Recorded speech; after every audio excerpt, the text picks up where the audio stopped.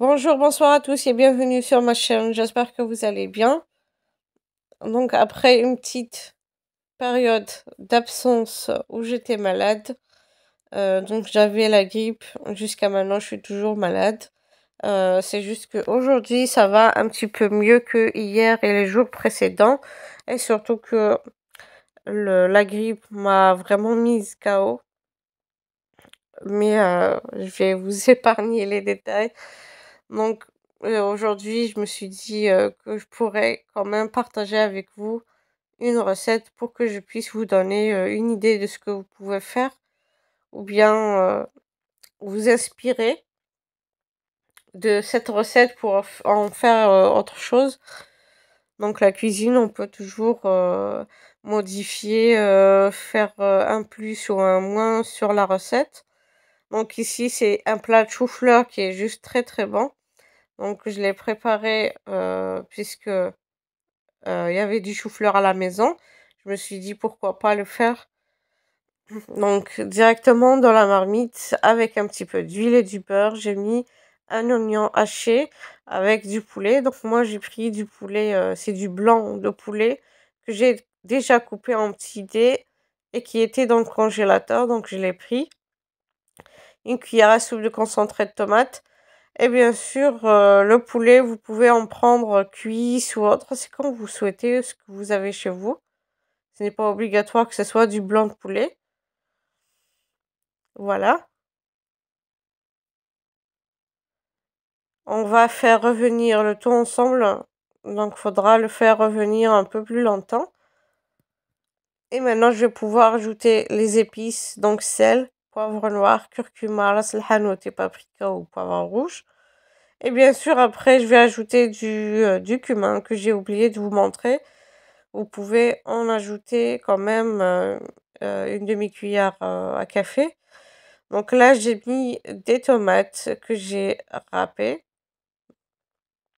Donc vous pouvez ajouter du coulis de tomates directement ou prendre des tomates fraîches et les râper. Vous aurez besoin du jus de la tomate. Là, j'ai mis de l'ail haché aussi.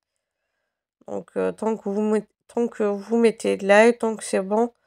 Surtout que c'est très bon pour la santé, donc n'hésitez pas.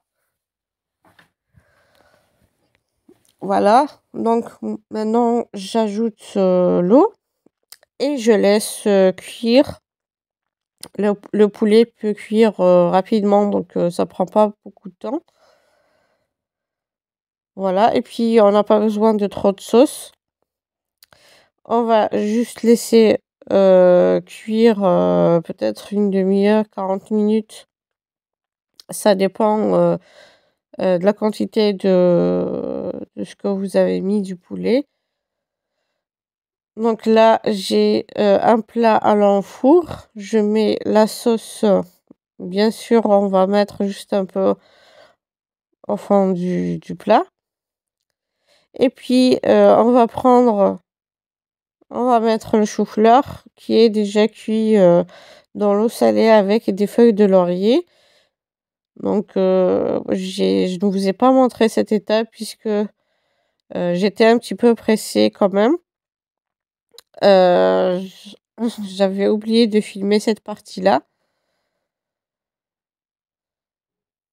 Et puis, bien sûr, le chou-fleur, il y en a ceux qui n'aiment pas, mais c'est vraiment très très bon. Moi, j'adore ça. On peut le cuisiner de différentes manières. Voilà. Et donc, quand j'ai préparé la sauce tout à l'heure, j'ai quand même épluché des pommes de terre. Je les ai lavées et coupées en petits dés. Je les ai fait frire. Voilà. Qu'on va ajouter directement avec le chou-fleur. Voilà. Donc là, je vais quand même ajouter un petit peu de pommes de terre. Voilà, on va mettre sur toute la surface pour que ça soit égal. Voilà.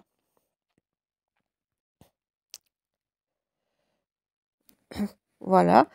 Donc, on met bien sûr sur toute la surface et puis la sauce qui reste, on va l'ajouter directement sur les pommes de terre et le chou-fleur. Bien sûr, vous pouvez par exemple préparer la béchamel et l'ajouter, sauce fromagère. Donc pour ce plat, vous pouvez en faire ce que vous voulez. Bien sûr, même pour tous les autres plats, on peut en faire ce qu'on veut. Voilà. Faut juste être créatif. Voilà, on met un peu partout. Donc pour les épices, c'est au goût, c'est au choix, puisqu'il y a ceux qui aiment, le salé, épicé, il y en a pas du tout. Donc vous pouvez en faire selon vos envies et bien sûr, vous pouvez même ajouter du piquant, si vous aimez le piquant aussi. Donc là, j'ai 4 battus. Je vais verser sur toute la surface du plat. Voilà. Et on va ajouter du fromage. Bien sûr, moi j'ai pris du fromage à râper. Vous pouvez ajouter le fromage carré, ce que vous voulez au fait. Donc il y en a tellement qu'on peut s'y perdre. Voilà, donc vous ajoutez le fromage que vous voulez et on met au four afin que les œufs puissent cuire et le fromage puisse être fondu.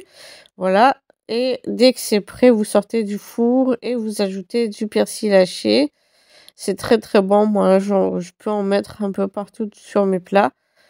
Voilà, j'espère que la recette d'aujourd'hui vous plaira. Surtout n'hésitez pas à liker, partager et n'oubliez pas de me laisser vos avis sur les commentaires. Surtout n'oubliez pas de vous abonner pour recevoir les notifications de prochaines vidéos. Sur ce, je vous dis merci de m'avoir suivi. À la prochaine recette. Bye bye, bisous.